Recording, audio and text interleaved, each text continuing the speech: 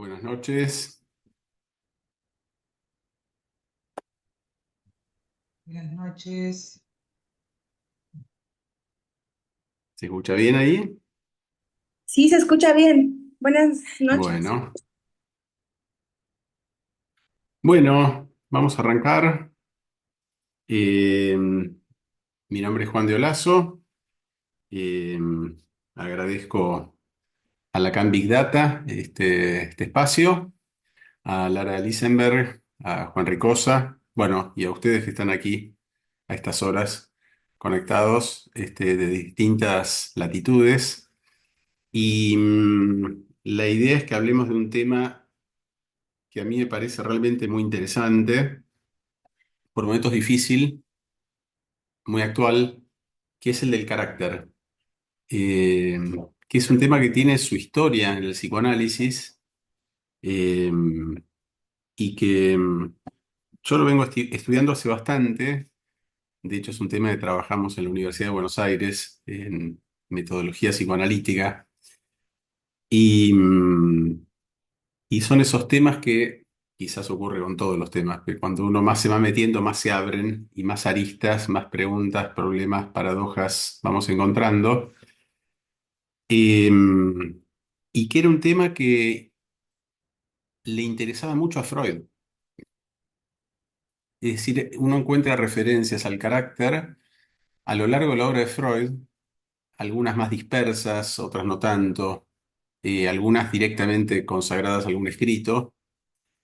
Eh, y realmente lo que es interesante es de qué manera esto plantea problemas al psicoanalista, ¿no? Es decir, que el carácter nos plantea dificultades, obstáculos, y nos invita y nos desafía a pensar las cosas con otra gimnasia, con otra herramienta, digamos, que con las clásicas formaciones del inconsciente, ¿no? De hecho, Freud comenta en uno de los textos, que es algunos tipos de carácter en la experiencia psicoanalítica, de 1916. Él dice que el analista o un analista normalmente está interesado en averiguar qué son los síntomas, cuáles son los deseos entramados en los síntomas, las pulsiones. Como su tarea es básicamente esa, su mira, pero que en el camino se le interponen algunos obstáculos, algunas resistencias, y Freud dice, bueno, ahí nos sale al cruce el problema del carácter, y de golpe el analista que estaba tan interesado en los problemas del inconsciente y las formaciones del inconsciente y todo eso, de repente queda enfocado en algo que no era lo esperable, pero que presenta problemas para la instalación del dispositivo. Y como ustedes saben, el carácter plantea problemas específicamente en el nivel de la transferencia, por lo cual creo que merece que uno lo trate, lo analice, lo recorra y lo discuta. Em, y saben que después de Freud muchos autores se han ocupado del tema, ¿no? Adler, Fenikel, Abraham, Alexander, Glover. Bueno, Reich es el autor quizás más emblemático que ha escrito ese volumen que se llama Análisis del carácter, y que es una obra realmente muy interesante, por momentos quizás un poco delirante, pero creo que fue el discípulo de Freud que más tomó, ¿no? Recogió el guante. Eh, no así Lacan, ¿no? En Lacan no hay tantas referencias al carácter. A mí me llama la atención eso, porque Lacan habla poco, digamos, del carácter, y las pocas veces que lo hace sí toma la referencia a Reich, ¿no? Hace una lectura de análisis del carácter de Reich. Pero bueno, si hay tiempo, después iremos a eso. Em, a veces ha sido un tema un tanto ninguneado, el psicoanálisis, el tema del carácter, quizás por considerárselo como algo yoico, algo que atañe a la conducta, y vieron que conducta con nosotros, no, no, comportamiento, conducta, no, esas cosas no, se las dejamos a otras prácticas, ¿no? Nosotros nos ocupamos de la estructura. Sin embargo, me parece que hay algo en Freud de entrada que ya invita a pensar que hay una conexión íntima, entre el carácter y la pulsión, o las pulsiones. Y eso no deja de ser sorprendente, ¿no? Recordarán el artículo de Freud famoso, Carácter y erotismo anal, por ejemplo, 1908. ¿Qué es eso? ¿Cómo a Freud se le ocurre que el carácter o ciertos rasgos del carácter tienen una conexión tan íntima con el funcionamiento de una zona erógena? No parece obvio, ¿no? A priori eso. Entonces el artículo se llama Carácter y erotismo anal. Y de ahí recordarán que Freud deduce esos rasgos, ¿no? De ser ordenado, parsimonioso, obstinado, testarudo y así. Propios, ¿no? Atributos o rasgos propios eh, del erotismo de esa zona erógena, ¿no? Pero digo, esa conexión ya es un signo para tomar en cuenta, ¿no? Em, Y uno podría decir, ¿y por qué no hay un carácter y erotismo oral en ese sentido? Bueno, de eso se ocupó Abraham. Carl Abraham tomó un poco la idea de Freud y escribió un artículo, creo que era de 1920, 1921, complemento a la teoría del carácter oral, o mejor dicho, del carácter anal, pero que toma el oral. Entonces, se ocupa de todo un comportamiento deducido del funcionamiento de esa zona. Bueno, y uno podría interrogar también, apoyados en Lacan, ¿por qué no habría un carácter y un erotismo invocante o un carácter y un erotismo escópico? ¿Sí? Seguramente que sí. Son cosas quizás para explorar, para investigar. Eh, por lo pronto, una definición de las muchísimas que hay, voy a traer algunas nomás, de Freud en ese artículo, a mí me parece particularmente interesante. Porque dice así, esto está en Carácter y erotismo anal en la página 158 de Amor Rortu. Dice Freud, los rasgos de carácter que permanecen son continuaciones inalteradas de las pulsiones originarias, sublimaciones de ellas o bien formaciones reactivas contra ellas. Ya hay un mundo en esta cita, ¿no? Los rasgos de carácter que permanecen, dice Freud, me interesa ese punto. ¿Qué quiere decir? Que hay otros que no. ¿Se entiende? Es decir, Freud dice los rasgos de carácter que permanecen. Hay otros pareciera que son transitorios, provisorios, es lo que te dice un pediatra, ¿no? Por ahí. Bueno, está atravesando la fase tal, y sí, está particularmente irascible, eso va a ir cediendo con el desarrollo libidinal. Digo, no solo un analista es sensible a ese tipo de cosas. Claro, cuando el tipo ya después tiene 40 años y se sigue comportando con rasgos propios de cierta fase evolutiva, bueno, ahí empieza a hacer un poco más de ruido. Pero Freud dice, los rasgos de carácter que permanecen son, y acá es interesante el abanico que abre, continuaciones inalteradas de las pulsiones originarias. ¿Qué serían continuaciones inalteradas? ¿Qué son pulsiones que se incrustan en el yo? ¿Se entiende el problema? Es decir, ¿qué es inalterado? Sublimaciones o bien formaciones reactivas. Todos destinos pulsionales, ¿entiendes? Es como si uno pudiera apreciar acá que el tratamiento que va haciendo eso, es como sacó las pulsiones y sus destinos eran eso, eran destinos de la pulsión, pero también eran defensas contra las pulsiones, tratamientos de las pulsiones. Y me da la impresión de que carácter es un punto que entra muy bien en todo esto y que Freud va dando distintas pistas, pero hay un destino que nunca está. ¿Cuál es? La represión, ¿sí? Porque efectivamente el mecanismo del carácter no es el del síntoma. Y este es un punto eh, fundamental en Freud, ¿sí? Eh,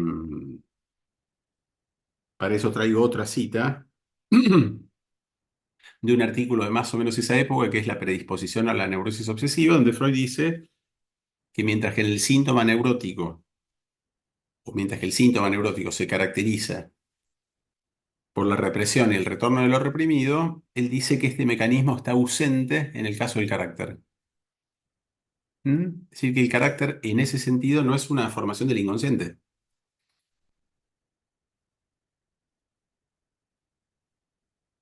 Más de una vez Freud marca esto, ¿eh? Esta especie de diferencia tópica, digámoslo así, o geográfica, de lo que sucede a nivel del inconsciente y sus retornos con respecto a lo que, o al modo en que se presenta el carácter, que se forma por otras vías, viene por otras pistas.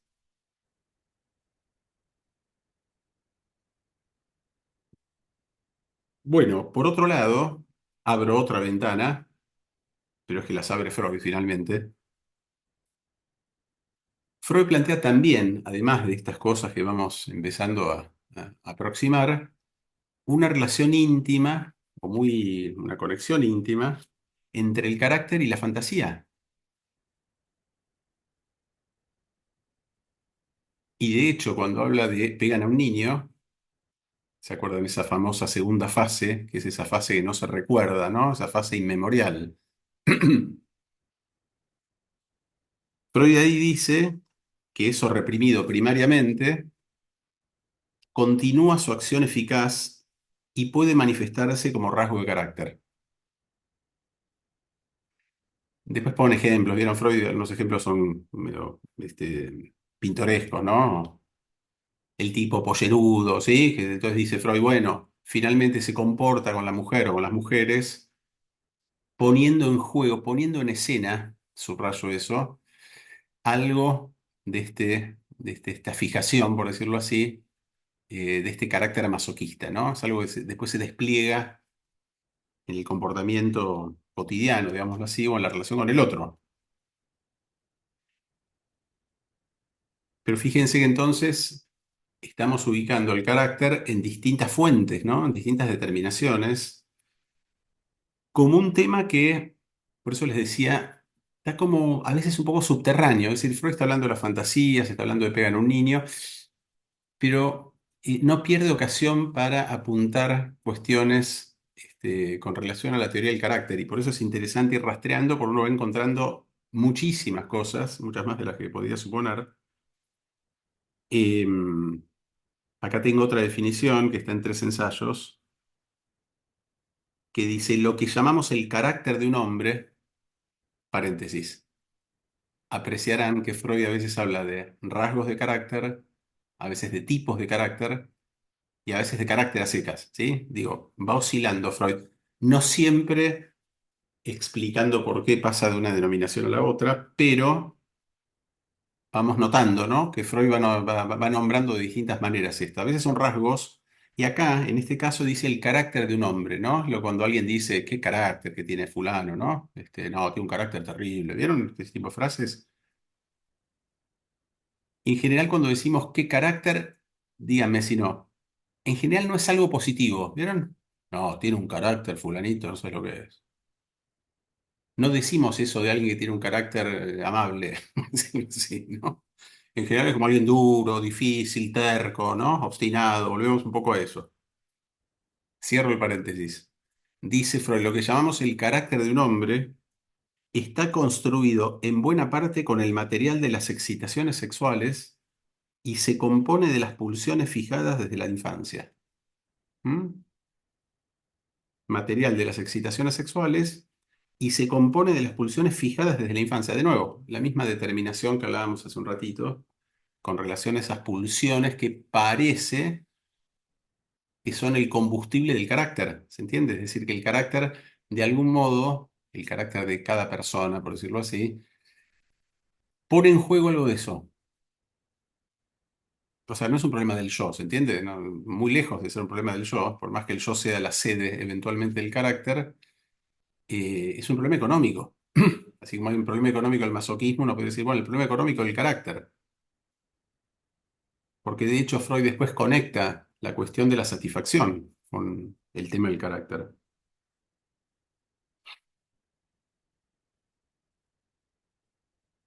Un par de referencias más de Freud. Eh, una es notable, que es de Moisés, es decir, como se dice, la última obra de Freud, que ya está con otros temas, ¿no? Está con otras preguntas. Y, sin embargo, cuando habla del trauma, ¿no? Freud vuelve a hablar del trauma, esa noción que estaba tan presente en los inicios. Y el trauma aquí tiene que ver con las vivencias, las impresiones, lo visto y lo oído. Y ahí Freud habla de los efectos positivos y de los efectos negativos de un trauma. Sucintamente, de efectos positivos, ¿qué quiere decir? Son los que responden a la fijación, al trauma, ¿no? Y lo repiten de algún modo. O sea, la compulsión de repetición, ¿no? Donde vuelve la escena una y otra vez. Pero también hay efectos negativos del trauma, que serían evitaciones, inhibiciones, fobias, fijaciones al trauma, dice Freud, pero de tendencia contrapuesta, es decir, ¿no? Por la positiva o por la negativa. Lo que me interesa marcar es que ambos efectos del trauma, tanto los positivos como los negativos, Freud dice que apuntan a la acuñación del carácter. Y en un momento dice, tendencias del yo le prestan unos rasgos de carácter inmutables. Inmutables, wow. ¿Sí? Es decir, que como efecto de un trauma o de una experiencia traumática, quedan marcas. Y recuerdo, les comento que carácter, la palabra carácter significa, viene de ahí, ¿no? De algo, de un hierro de marcar ganado, carácter eris. Algo que se graba, que se marca. Interesante, ¿no? Incluso hay una referencia como de una marca en el cuerpo. Si el carácter se imprime de alguna manera, y esto es muy interesante porque abre toda una línea, todo un capítulo, del que voy a mencionar un par de cuestiones nomás. En todo caso, después lo discutimos eh, que fue una vía por la cual algunos analistas que se han ocupado del tema lo han tomado, analistas de niños en muchos casos, que eran los efectos traumáticos en los niños. Creo que Ana Freud comenta uno de un niño que va al dentista. Imagínense un dentista hace 110 años, y no ahora. O sea, si ahora ya es terrible para mucha gente, es una experiencia ya suplicio, imagínense hace 100 años sin anestesia. Podría ser una experiencia efectivamente traumática.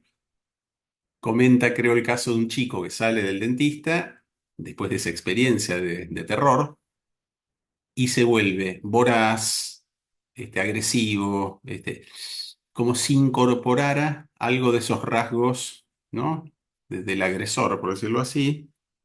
Eh, y ella lo plantea de un modo interesante, ¿sí? Yo he encontrado varios ejemplos de este estilo, ¿eh? De chicos que por ahí los mordió un perro y después de ese episodio, y eran los pibitos súper dóciles, tranquilos y no sé qué, y que después de esa experiencia canina, devoradora, se ponen voraces, aumentan de peso, se ponen muy, muy pesados. Eh, es decir, que hay un efecto de identificación, subrayo este término que creo que es clave, donde se incorporan algunos rasgos, ¿no? Del animal en ese caso, y se establecen fijaciones. Y acá les comento, les recuerdo para los que conozcan, un caso célebre que escribió Ferenczi, que es el caso Arpad, que se llama El pequeño niño gallo o El pequeño hombre gallo. Es un artículo de Ferenczi de 1913 de un pibe que vivía en una granja, ¿no? Vivía en un lugar donde su orden simbólico eran gallos, gallinas, ¿no? Todo eso, ese era su mundo, era ese. Y no sé si a la edad de 1 año y medio o 2 años, ocurre que un gallo le picotea, se supone, una parte sensible de la anatomía del varón, y desde ese momento, después de ese incidente o de ese accidente desgraciado, donde uno podría suponer, si a uno le comentan un relato de ese estilo, uno podría arriesgar, bueno, viene una fobia seguramente, ¿no? El pibe se va a encerrar, va a querer evitar a los gallos, a las gallinas, le va a pedir a los padres que se muden a otro lugar, a la ciudad, a Budapest. No. La respuesta que llama mucho la atención de Ferenczi es que después del ataque, el niño, comillas, se convierte en gallo y empieza a comportarse como un gallo. Cacarea, hace kikiriquíes, es decir, empieza, no lo dice así, pero una especie de identificación masiva al animal. Es decir, no respondió con una fobia que hubiera sido lo esperable de algún modo, sino que responde de este modo muy sorprendente porque los padres ya no sabían qué hacer. Además, lo único que le interesaba a este chico desde ese día era temas de gallos, gallinas, patos, gansos, hasta ahí. Todo lo que no tenía que ver con eso había perdido completamente el interés. Y de hecho, Arpad hacía rituales, cantaba canciones. Ferenczi lo comenta en el texto, es un texto maravilloso, léanselo, está en la web, son 6 páginas. Y lo interesante, es un dato de color muy interesante de este. Se entiende, el chico se convirtió en un gallito, desde ese día. Encarnó un poco esa figura, ese rasgo, y así se este, relacionaba con el otro. Es decir, que eso se pone en juego, es como un antes y un después. Eh, lo interesante es que Ferenczi le escribe a Freud y le dice, che, ¿qué hacemos con esto? Pero no solo qué hacemos con el caso, sino cómo lo leemos. Y Freud dice en una nota memorable de Totem y Tabú, búsquenla, que se podría hacer un contrapunto entre el caso Juanito, que sería un caso de totemismo negativo, dice Freud, porque ahí que ocurre, el animal, el caballo, en el caso de la fobia, regula, pacifica, ¿no? Es algo que viene a establecer cierto orden, crea un mundo de significaciones, todo lo que ya conocen. Y en cambio, dice Freud, el caso Arpad podría ser considerado como un caso de totemismo positivo. Es decir, en los dos casos se trata de la relación con el animal, pero con una función muy distinta en un caso y en otro. Y entonces Freud hace ese contrapunto entre el caballo de Arpad y el gallo de. Perdón, entre el caballo de Hans y el el gallo de Arpad. Parece un trabalengua. Y, claramente se puede pensar el caso Arpad como una fijación a un trauma, ¿no? Una experiencia traumática. Y, después, bueno, no sé si se sabe mucho más del caso. Más tarde Ferenczi dice que el chico terminó siendo un productor avícola. Claro. Como diríamos en nuestra parroquia, hizo algo con eso, ¿no? Supo hacer algo con eso. Fue hincha de River, no sé. Pero es un caso interesante. Aclaro algo, ni Ferenczi ni Freud nombran el tema del carácter ahí, ¿eh? Esto es algo que lo infiero por lecturas, digamos, pero no es que lo conceptualizan así. Me parece que uno podría pensarlo así. Y ahí me surge una pregunta. eh, Estando tan presente el tema del carácter en la obra de Freud, pero de una manera abrumadora, si uno hace un paneo y ahora que hay buscadores es mucho más fácil ir localizando, ¿no? Las referencias, me llama mucho la atención que Freud ni lo mencione en el famoso capítulo 7 de Psicología de las Masas, ¿se acuerdan? Que Freud describe no menos de 5 o 6 tipos de identificación en todo el texto. Ni nombra el carácter. Me llama la atención, curioso, porque Freud habla de las identificaciones en el caso del carácter. De hecho, lo hace después en el Yo y el Ello, cuando dice que son sedimentaciones de viejas investiduras de objeto, etcétera, y que contienen la historia de nuestras selecciones de objeto. Es lindo eso, ¿no? Como Freud dice que el carácter queda como un residuo de todas las investiduras. Pero en ese capítulo 7 que hemos leído tantas veces, no menciona eso.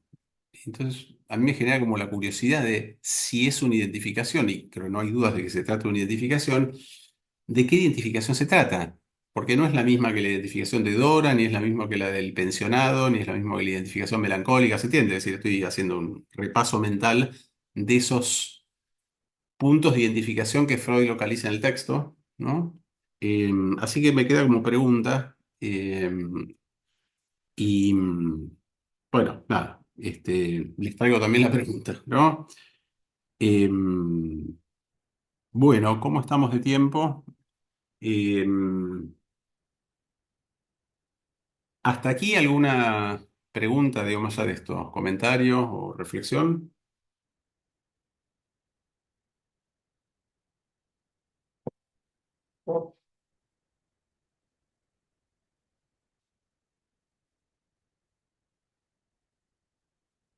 Bueno,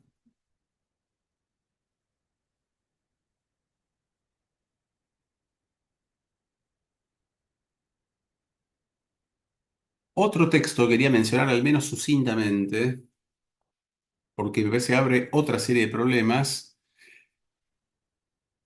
es el que cité al comienzo de Freud, que se llama Algunos tipos de carácter dilucidados en la experiencia psicoanalítica. Tipos de carácter, 1916. Y ahí Freud lo conocen, y si no lo han leído recientemente les va a resonar enseguida por los nombres que Freud plantea ahí. Eh, lo primero que dice Freud en ese texto es que la tarea analítica insta al enfermo, o al neurótico, que dice el enfermo, a que renuncie a una ganancia de placer fácil e inmediata, ¿no? Y que eso no es sencillo. Muy interesante porque ahí Freud de una pone en primer plano la cuestión de la satisfacción, ¿no? Y de cómo esa satisfacción obstaculiza el trabajo analítico. Y de un modo también un poco sorprendente, y Freud dice que son sorprendentes los rasgos de carácter ahí en ese texto, ubica tres tipos de carácter, una especie de tipología muy sucinta pero muy interesante. Una es el de las excepciones, no sé si se acuerdan. ¿Qué son las excepciones? Personas, dice Freud, que por algún perjuicio que sufrieron o que creen que surgieron, que sufrieron, por digo, no necesariamente tiene que ver con que haya acontecido esto, pero han adoptado una posición de que ellos deben ser resarcidos, ¿no? A mí se me ha dañado y merezco un resarcimiento, así que me la voy a cobrar. Se la cobran en infinitas cuotas, ¿no? Con todo el mundo, todas las veces, es decir, no es que es un plan de pagos de 24 cuotas, 48 y termina, es, ¿sí? Ad eternum. Entonces Freud dice que es, no lo dice así, pero es como toda una posición que se adopta con respecto al otro. He sido perjudicado, la naturaleza se portó muy mal conmigo, ahí Freud cita a Ricardo III, ¿sí? Que no era Brad Pitt, ¿no? Porque Ricardo III se queja en un monólogo, de que ha sido desfavorecido por la naturaleza, que le pusieron una joroba, que no se le acerca a una mujer. Entonces dice algo así como lo estoy parafraseando: ya que no puedo ser un amante, estoy resuelto a ser un villano, ¿no? Y a condenar a los frívolos placeres de esta época. Es como que de golpe, ¿no? Asume una posición de que va el sadismo, ¿no? El sadismo del melancólico. Agárrense. Freud dice que eso constituye una forma del carácter, ¿no? Alguien que se posiciona una especie de yo no. Todo sí, yo no. Yo no me voy a someter a estas reglas. A las reglas que valen para todos, dice Freud. Muy difícil analizar a alguien así, ¿no? Salvo que tengas que darle esa marca de privilegio cada vez, ¿no? Porque te diga, bueno, a mí cóbrame menos, a mí atendeme más, ¿entiendes? Como si tuviera que entrar en alguna serie para encontrar ese rasgo del privilegio, lo que tampoco sería muy interesante, ¿no? Porque uno lo consolidaría en esa posición, digamos. No es Schreber esto, ¿eh? No es la excepción psicótica, es otra cosa. Y de hecho, lo interesante, creo también, es que Freud ni habla tampoco de cuestiones psicopatológicas en el texto, ¿no? Pero encuadra esa noción tan particular de las excepciones como uno de los tipos de carácter. Eh,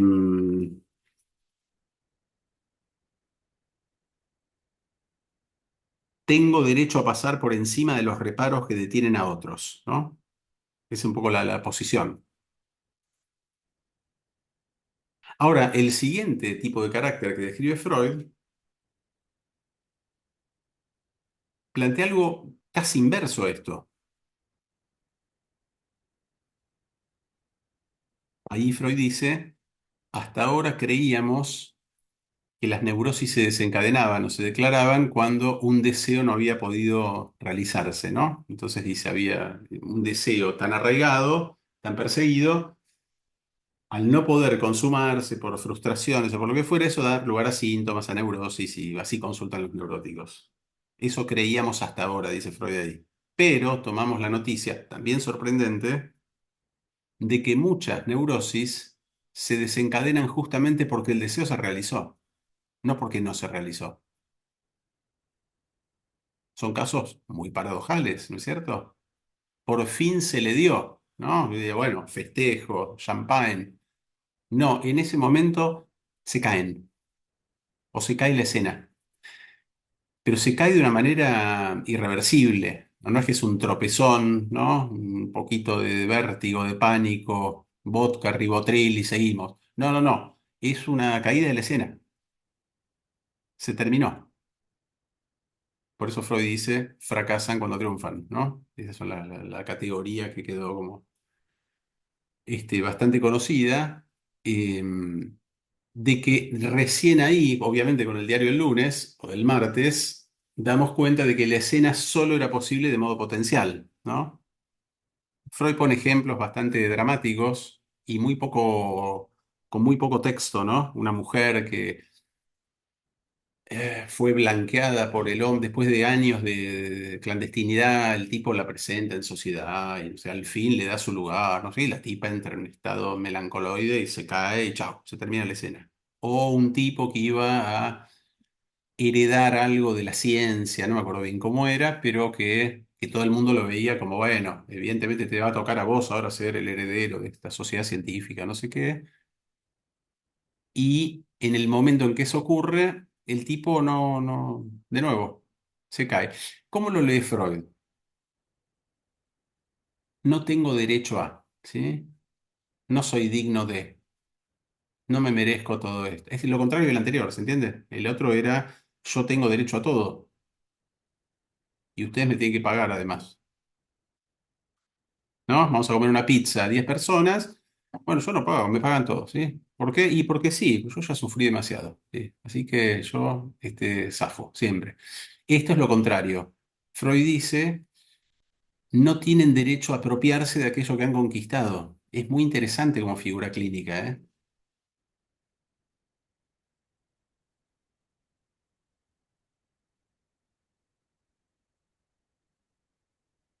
Acá siguen gritos de los festejos de esta tarde. Así que si escuchan así un vozarrón, bueno, algún vecino enfervorizado que sigue y sigue. Mm.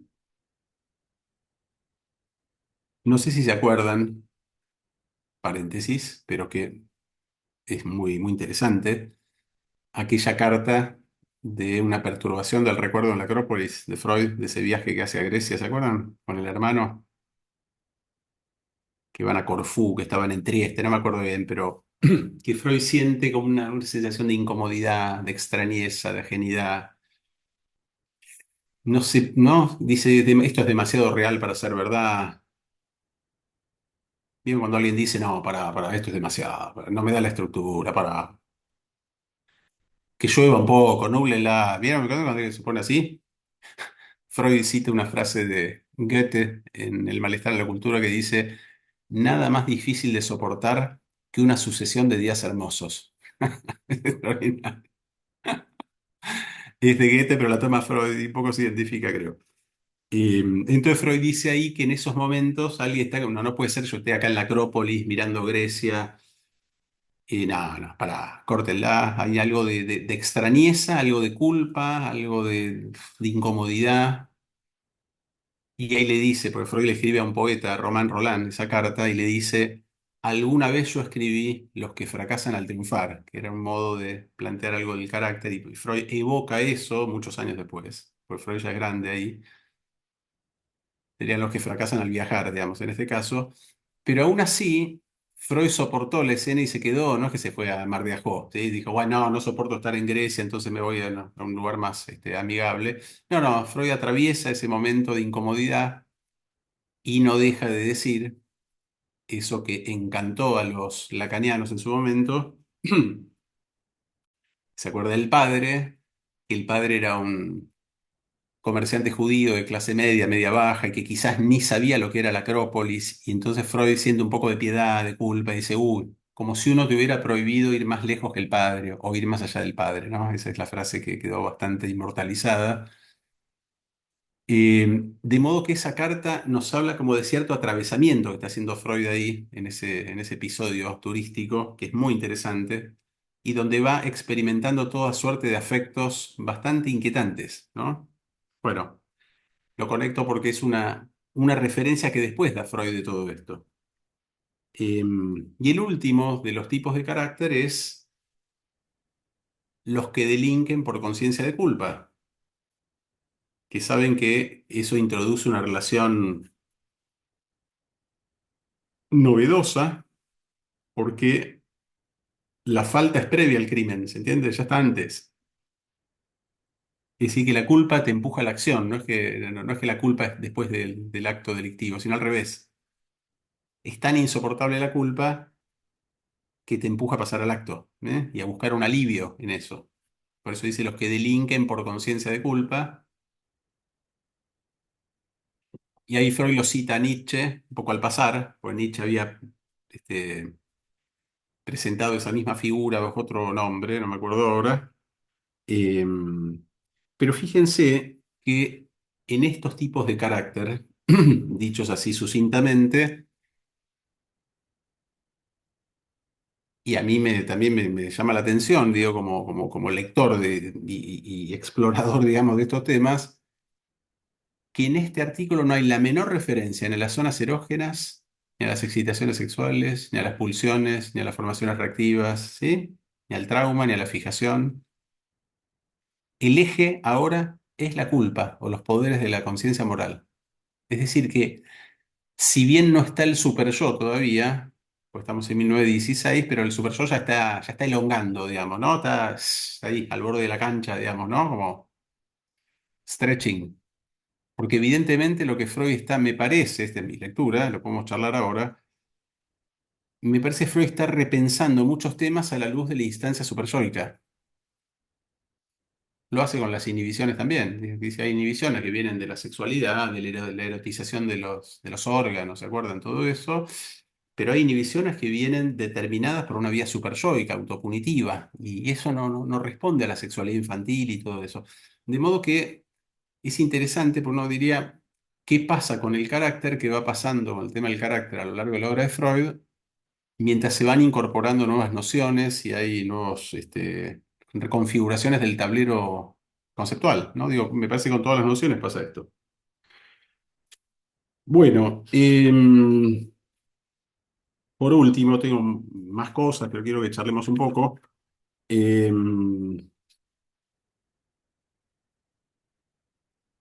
La referencia a Reich es interesante, a Wilhelm Reich, eh, que terminó loco el tipo, fue un final muy triste que tuvo en Estados Unidos. Eh,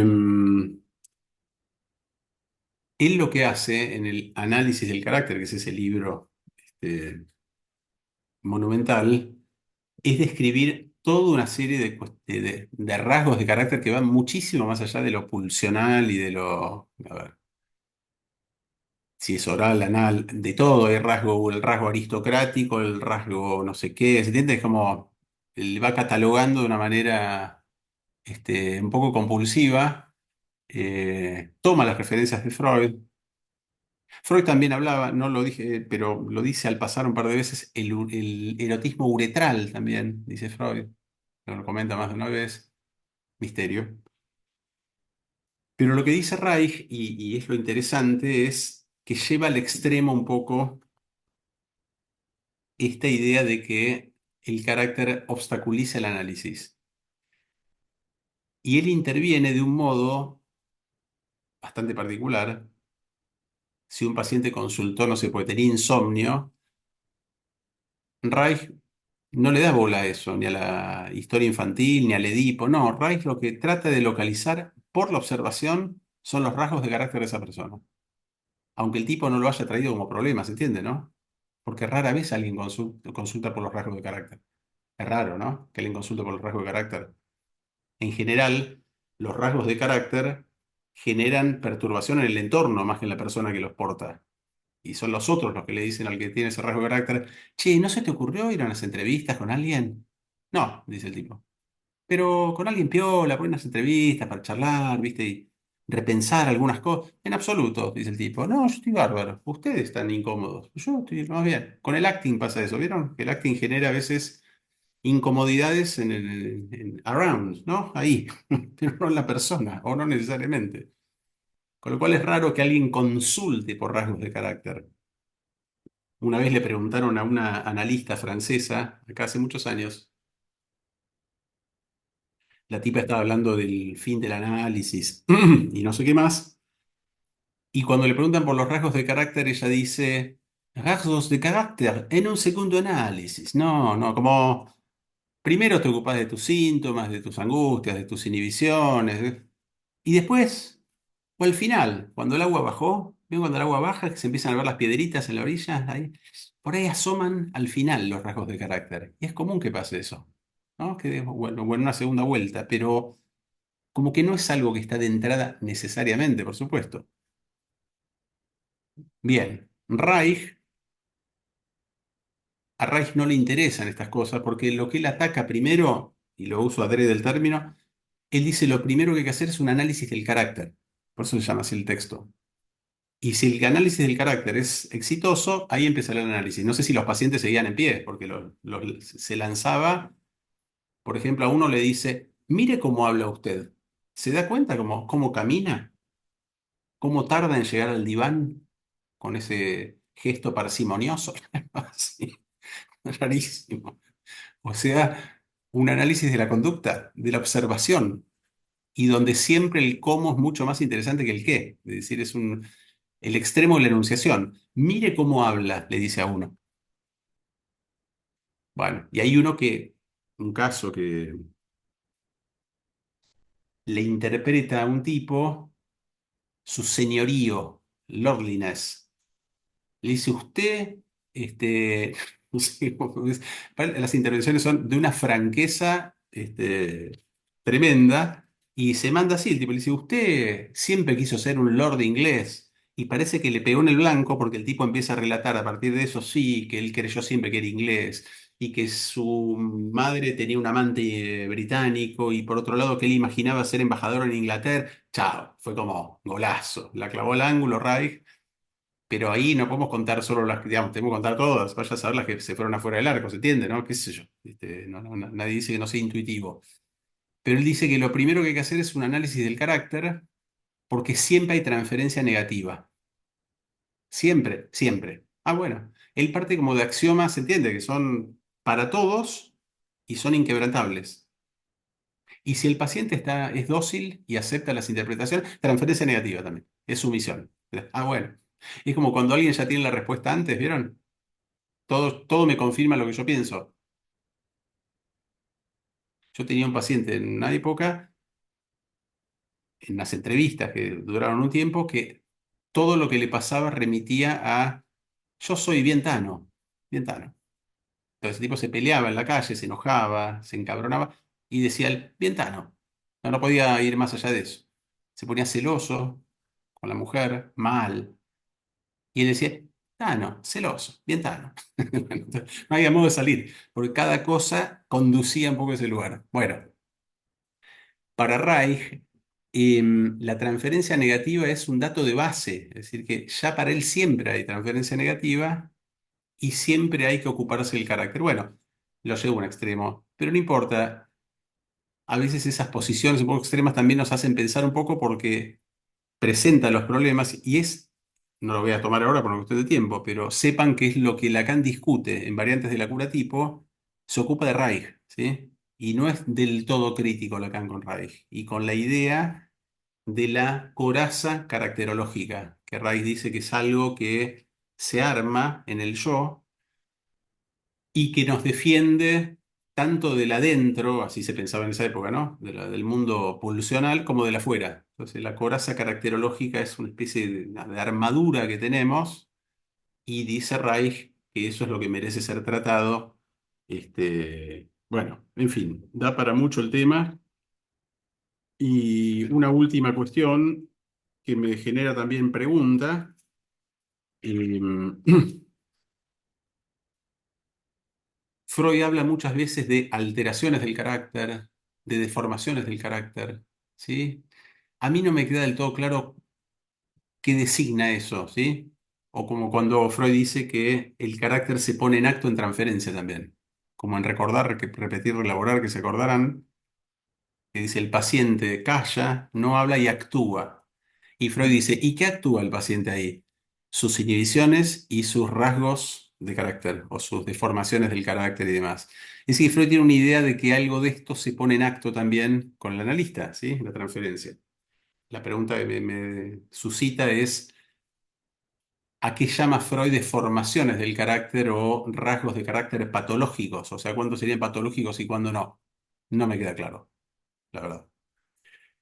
Bueno, hasta aquí mi exposición. Abro un espacio para preguntas, reflexiones, y bueno, adelante.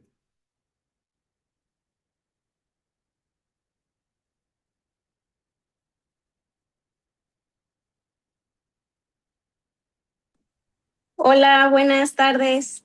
Hola. Hola, hola. Soy Ivonne, soy de aquí de México. Ujú. Vengo siguiendo la línea de trabajo que está planteando. Hay algunas cosas que sí las sigo porque las leí mucho hace años. Hay otras cosas que me complementa el recorrido que usted va haciendo. También respecto de los otros autores psicoanalistas que retomaron algunos planteamientos de Freud para darles una vuelta de tuerca o plantear también algo distinto en la clínica. Pero bueno, lo que más me salta como dudas, sí son como dudas, dudas clínicas, es esto que usted platica de eh, el problema económico del carácter. Es una percepción mía, ¿no? De que podemos estar contrapunteados con otras posturas teóricas y a mí me parece que lo, lo, lo más sano cuando uno está muy perdido es volver a Freud, porque Freud plantea muchas cuestiones teóricas que de repente con algunos pacientes, en algunos seguimientos, nos podemos sentir un poco perdidos, ¿por qué no? Y a veces surgen problemáticas que no teníamos nosotros previamente sabido de cómo se iban a tratar y a lo mejor el paciente insiste por otro lugar.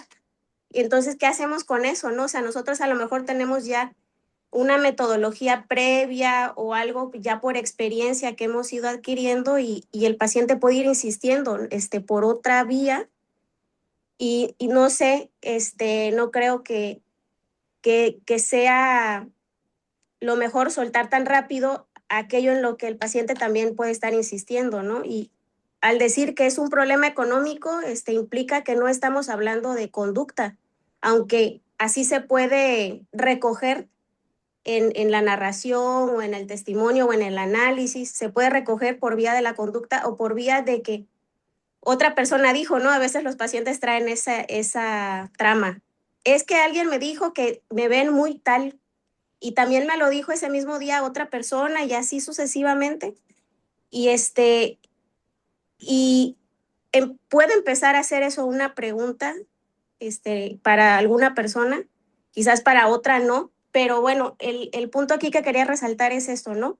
Si es un problema económico, es entender que no es el carácter en un sentido de la psicología del yo, sino cómo se entrelaza esa fijeza pulsional que pudo estar presente en su constitución, no sé, en su instancia primaria, no sé ni siquiera cómo ponerlo porque nunca había pensado en sí estos temas, y cómo eso también puede tener una fijeza y se resiste y va, lo voy a decir así, nos va acompañando conforme vamos creciendo bueno, eso puede llegar a ser un problema a cuestionarnos estando en análisis, ¿no? Como esto que decías Mm, de una persona que se sigue comportando de cierta forma a los 40 como que ya puede empezar a ser un poco extraño, ¿no? Pero no con esta lectura conductual, sino mm. volviendo a Freud en este planteamiento de que hay una formación de compromiso quizás con lo que está reprimido, no sé, son cosas que no he pensado a fondo, pero bueno, sí me hizo pensar bastante esta cuestión. Bueno, Ivonne, gracias. Sí, creo que volver a Freud siempre es saludable y creo que hay muchas más cosas, sobre todo en estos temas más periféricos, ¿no? Lo del problema económico lo dije al pasar, asociando libremente, ¿eh? No, no, pero me parece que es una dimensión que uno puede empezar a leer. ¿En qué medida el carácter pone en juego algo de la satisfacción? Digo, acá no sé, Diana Rabinovich ha trabajado esto, no he tomado todas estas referencias. Cuando yo les decía que en Lacan no hay muchas referencias al carácter, no quiere decir que desde Lacan no podamos pensar cuestiones del carácter, ¿sí? Ya sea con el rasgo unario, y lo que Diana trabajaba en su momento era cómo tomar los aspectos reales del yo, ¿no? Es decir, cómo en el yo se juega una cuestión, bueno, el plus de gozar, bueno, otras cuestiones, tecnicismos que no voy a desarrollar, pero donde lo que está en primer plano es cierta ganancia de goce, ¿sí? De difícil renuncia, ¿no? Y a veces hace falta todo un recorrido de entrevistas preliminares para que algo de eso pueda empezar a virar, ¿no? Hacia una posición más apta para el análisis o para la instalación de la transferencia. Después, me parece que rasgos de carácter hay siempre, digamos, eso, y seguro que hay rasgos que permanecen, como dice Freud en esa cita. El tema es, me parece, cuando algunos rasgos, por decirlo así, se rigidizan de una manera tal, eh, pensemos lo siguiente, que el carácter es un lugar muy propicio para el soy, ¿no? Yo soy así. Algo que se instala de un modo un punto de identidad muy fuerte. Yo soy testarudo, ¿entiendes? Como no importa el contenido, es como el tipo este dice yo, bien tano. Entonces, todo aquello que consolida el soy, obtura el pienso, ¿no? Digo, para tomar estas categorías que toma Lacan en el seminario del fantasma, o el del acto, ¿no? ¿Se acuerdan eso del yo no pienso, yo no soy? Entonces, me parece que uno puede pensar que estos puntos, estas presentaciones caracteropáticas, por llamarlas así, acentúa más el lado del objeto, ¿no? Y se hace en ese sentido mucho más difícil. No es un sujeto que llega del lado de las preguntas, de la división, no, viene alguien del lado de las respuestas y del lado de un soy. Y en ese sentido, no creo que el pibito que se convirtió en gallo estuviera muy proclive a hacer un análisis, por ejemplo, ¿sí? Más bien. Pero bueno, de todos modos, son cosas para seguir discutiendo. Alguien escribió algo en el chat, me pareció.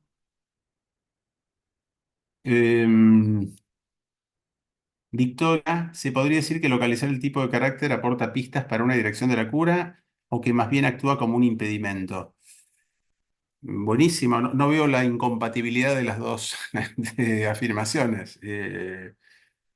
Me parece que brinda pistas, ¿no? El rasgo de carácter. De nuevo, brinda pistas de lo pulsional. Es decir, eso es lo interesante del carácter.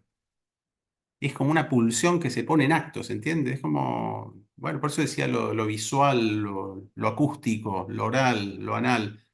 Bueno. Encuentran, creo, en el carácter un modo de manifestación muy privilegiado, ¿no? Que no digo porque sean cosas interpretables, pero sí nos dan, como decís vos, pistas. Y después decís, o que más bien actúan como un impedimento. Me parece que son conciliables las dos proposiciones de tu pregunta, así que comparto, digamos. Julia, lo siento, me tengo que retirar. Bueno, esa pregunta no la puedo responder, es más difícil. Muchas gracias por el encuentro. No, y Natalia, tengo que retirar, me agradezco mucho el espacio. Bueno, un saludo a la grabación, pues ya no están, pero bueno. ¿Alguien más quiere comentar, preguntar algo?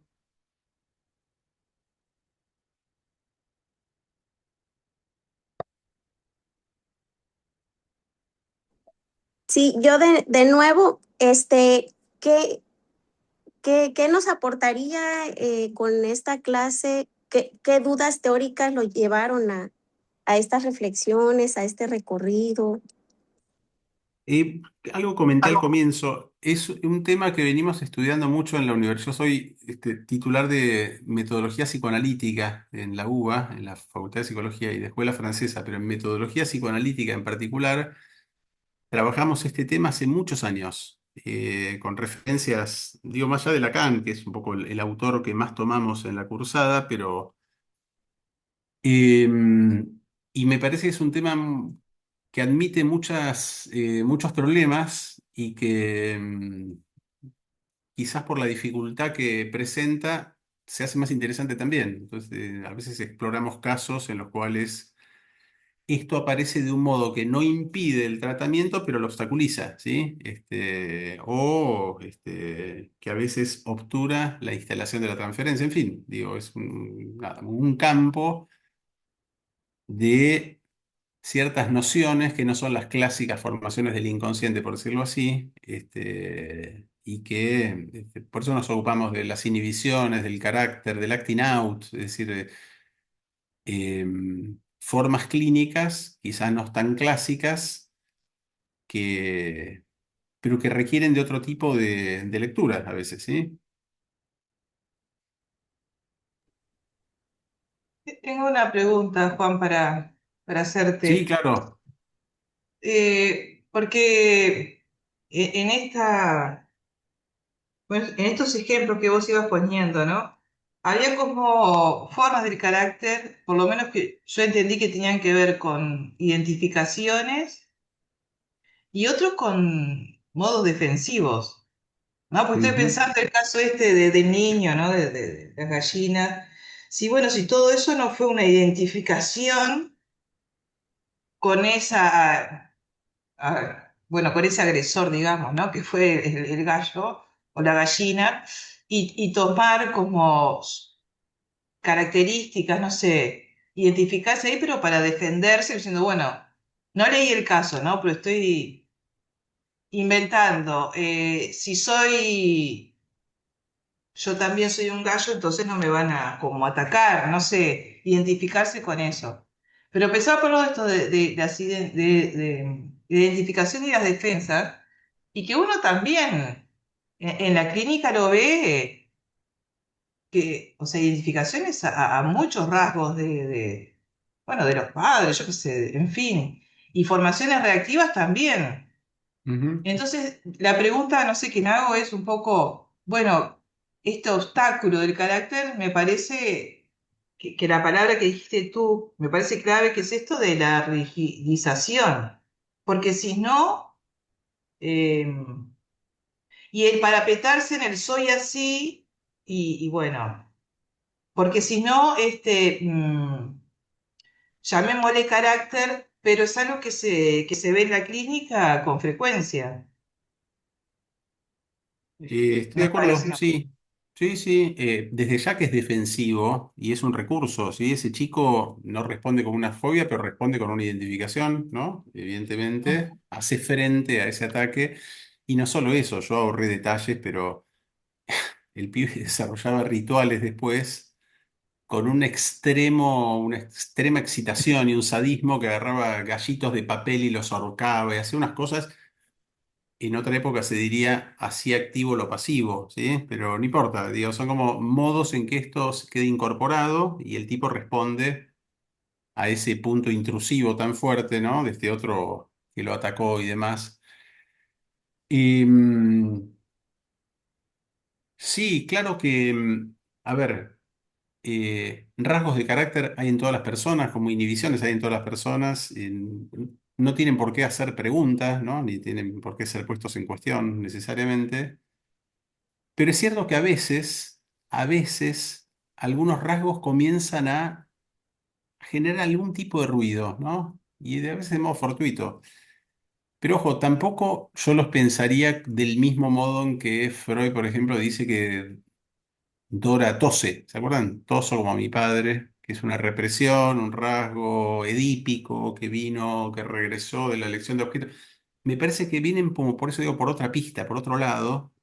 eh, y entonces sí, la formación reactiva es un campo muy propicio para esto, ¿no? Por eso Freud dice parsimonioso, limpito y no sé qué, y todos esos rasgos que él toma para la cuestión anal, pero del mismo modo toma Abraham para el oral. Y a mí lo que me parece interesante es cuando Freud dice eso, muy enigmático, ¿no? Los rasgos que permanecen, es decir, que él tiene una idea de que hay rasgos que van cayendo, cayendo, y hay otros que empiezan a quedar, se empiezan a fijar. Y en otro lugar, que es el yo y el ello, Freud dice algo bastante inquietante. Dice que a veces, cuando las personas empiezan a crecer, a envejecer, o sea, hay ciertos puntos de identificación que asoman y que toman la delantera y que estaban un poco escondidos. Y ahí pone ejemplos, ¿no? De un tipo que se peleaba con el padre, que lo odiaba, qué sé yo. Creo que Goethe también lo pone como ejemplo. Y que al final, dice Freud, terminan siendo una copia fiel a esas figuras o esos rasgos con los que tanto se habían peleado durante la vida y qué sé yo. Interesante. No, obviamente es difícil generalizar, ¿no? Pero Freud dice que a veces ciertos rasgos de carácter como que toman la delantera en un momento insospechado. Hay que hay que tomar un poco ese contexto de argumentación del yo y el ello, pero lo que quiero decirles con esto es que Freud sigue pensando en el carácter, ¿sí? Van pasando de todo en el medio, más allá del principio de placer, todos los textos de la metapsicología, y este tema a Freud lo sigue trabajando, y a mí me parece interesante eso, porque evidentemente hay algo ahí que queda, este, como en otra clave, ¿no? Que los temas más propios del inconsciente, por decirlo así, o del síntoma. Y perdón, hay un dato más, aprovechando tu pregunta.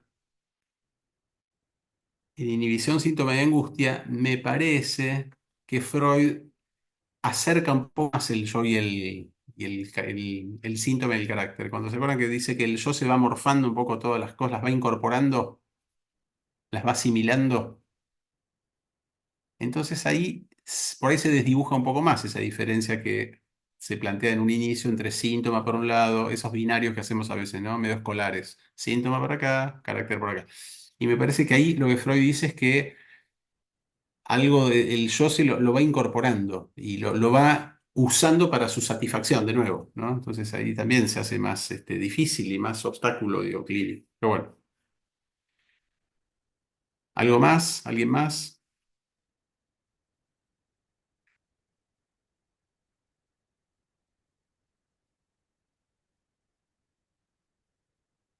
¿Alguien escribió algo, me pareció? Eh, un ejemplo clínico de cómo maniobrar con los impedimentos del carácter. Uf, sería largo, me parece, ¿sí? En todo caso, uno podría tomar esto que estábamos viendo recién, de en qué medida las identificaciones, como decía bien Jamila recién, no porque estén en sí mismas, sino por el lugar que ocupan a veces o por la rigidez que tienen, este, impiden, bueno, como en el caso que comenté antes, ¿no? Del vientano, impiden que la cosa deslice, ¿no? Está todo tan instalado en yo soy así, que si yo soy así y no me pregunto por qué soy así, todo reenvía al mismo lugar. Entonces es una especie ¿no? De encrucijada sin mucho, una especie de encerrona, quería decir, ¿sí? Es decir, algo que no permite ir más allá de eso, porque si todo remite al soy, ¿no? Entonces todo lo que le pasaba a este hombre era ahí, bueno, ambiental, ¿qué querés? como si fuera obvio además, ¿no? Cualquier cosa, cualquier contingencia de la vida, y bien tan, y sí, claro. Calentón, celoso, todos los rasgos que se les ocurran ahora, ¿no? Eh, Uno podría decir, pero eso no podría pasar con cualquier identificación. Podría ser, pero me da la impresión que lo que Freud ubica como carácter trae como una especie de componente más, más difícil de reducir, ¿sí? Como algo de la piedra, ¿sí? O por eso lo vinculaba en Lacan con los aspectos reales del yo, ¿no? Es decir, que ese objeto que está incrustado en el yo, de algún modo, obstaculiza, ¿sí? Y satisface. Y bueno, en ese sentido, eh, obtura la pregunta, ¿no? Que es un poco de lo que trabajamos, ¿no? Básicamente. Esto,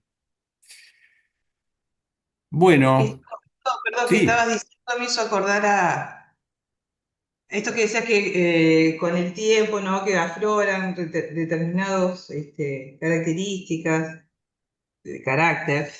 Estaba pensando en, capaz que nada que ver, pero la identificación justamente al rasgo odiado de la persona amada. Mm. Me llevó un poco a eso, ¿no? Bueno, capaz que con esas identificaciones, a ese carácter que uno paciente puede criticar tanto, ¿no? Y termina haciendo lo mismo, o un poco esto que al menos te entendí que estabas diciendo. Claro, eso es lo que dice Freud, que algunas identificaciones se abren paso hacia el final después de haber tenido como una lucha eterna, ¿no? Contra tal rasgo del padre, tal rasgo de la madre, y de golpe dice Freud, y de golpe la persona empieza a comportarse de un modo muy parecido y casi que se convierte un poco en eso, ¿no? No en un gallo, pero en el padre. Eh, es Mm. interesante para mí para pensar a las identificaciones y sus destinos, ¿no? En general, digo, más al carácter. Me parece es un tema interesante y cómo el análisis también es una empresa de desidentificación, porque el análisis produce caídas de identificaciones, ¿sí? No de todas, por supuesto, pero... Y tampoco las produce yendo directamente a eso, quizás por el efecto mismo de la gimnasia del análisis, algunas cosas, algunos, ¿no? Unos rasgos, algunos emblemas empiezan a caer o a tambalear en todo caso. Entonces eso también permite que haya otro movimiento y me parece que detrás de todo este tema que traigo hoy aparece, asoma, ¿no? Toda esta cuestión, fíjense que terminamos hablando de las identificaciones, que es un temazo, por supuesto, y que tiene tantas variantes también, pues llamamos identificación a cosas muy distintas en psicoanálisis, muy distintas, como el capítulo de Freud, que habla de, ¿se acuerdan? La identificación, lo que él llama histérica, la del pensionado. Es genial porque Freud dice que esa identificación prescinde por completo de la historia de la relación con el objeto. Claro, pues el objeto es contingente, puede ser un objeto, puede ser un recital, ¿se entiende? En el aeropuerto puede pasar eso, con alguien que nunca viste y ni vas a volver a ver. No es histórica. Y él arranca el artículo hablando de la identificación con el padre prehistórico. Son cosas distintas, ¿sí? Una está en clave de fa, otra está en clave de do, y otra está en clave de sol. O sea, son cosas que... Pero bueno, él llama identificación a cada uno de estos... Este, de estas contingencias, ¿no? Así que es interesante como tema, digo, me parece más allá del tema que hemos conversado un poco hoy. Bueno, un gusto y bueno, espero nos veamos en otra oportunidad. Que estén bien. Chau y gracias. Chau, chau, gracias.